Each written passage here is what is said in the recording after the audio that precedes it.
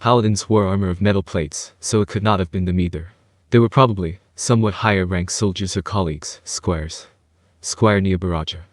When Neia turned to face the people who had barged in, the two men who had shown up simultaneously stepped back and cried out. What's going on? Did something happen? Weren't you the ones with something to say?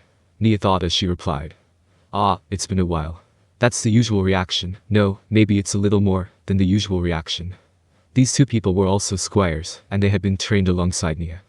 That said, she knew next to nothing about their characters, since she had barely spoken to them, but at the very least she still remembered their names and faces. If Neia knew them, then they must also have known Neia. That would mean they ought to have been used to Neia's murderous eyes. Even so, the fact that they had reacted this way showed how terrifying Neia's face was now. Speaking of which, Neia recalled that they too had been freed from prison camps. Yes. I usually don't look like this, like I hate the entire world, I think. No, am I usually like that? Neia rubbed her face and mused that maybe she should not take off the visor. Sorry. It seems you need me for something. What is it? No, Prince Caspen is looking for you.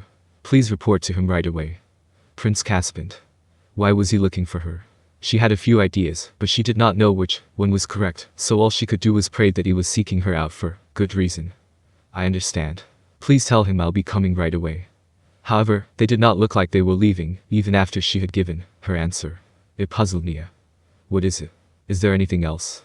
No, it feels a little, well, it's not your face, but maybe it's the air around you. It feels like the air around you has changed. I know I can't express it too well in words. Well, I'd be glad if it was a good change, but we're all going to change. We've all been through so much. Yes. You're right. It's just like what you said, Baraja. The two of them smiled tiredly. She did not know whether they had bought it. They said, we'll talk again some other time, and then they left. Neia told her subordinates looking at her about how she was going to see Caspen, and then she headed out. Caspen still stayed in the same building as before, but he was in a different room now. That was because Jeldabaoth had smashed a huge hole in the previous rooms, well, when he had shown up.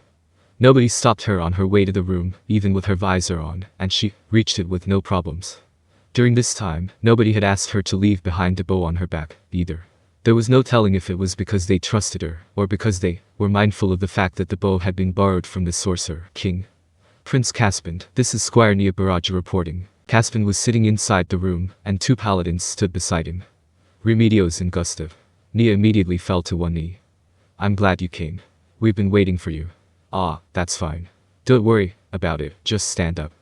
Neia stood as requested, and then asked. I apologize for keeping you waiting. May I know your bidding? Before that, remove the item covering your face, Squire Neia Baraja.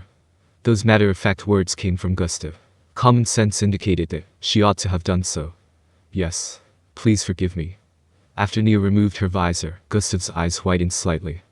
Are you not feeling well? Would you like the priest to examine you? No, I don't feel that bad yet. Since explaining was troublesome, Neia decided to press on. Now then, may I ask what's the matter? Well, about that, well, there's one more person who will be joining us, besides the four of us here.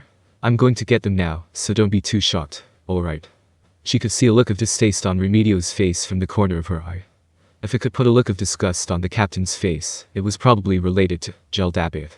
And then the word made demon suddenly came to Neia's mind. After hearing Caspen's order, Gustav opened a side door and spoke to the person within. And then, a monster emerged before them. Neia knew what species it was. It was a Zern. Well, it was a species with a shiny carapace. Its appearance was not offensive. However, there was a faint, almost imperceptible smell of bloodshed surrounding it. What's a demi-human like that doing here? Neia wondered. Caspen seemed to sense this, and he spoke. She is an envoy. So Jeldabaoth's envoy is here, isn't it? Neia unconsciously let her hostility show, and the Zern twitched like it was going on the defensive. Hold it, Squire Baraja. It seems you are slightly mistaken. She is not Jeldabaoth's envoy. It is the opposite. She is an envoy of those people who plan to rebel against Jeldabaoth. Eh? Neia could not help exclaiming in surprise. Caspen seemed to have expected that response, and laughed. You look surprised. Well, that's only to be expected.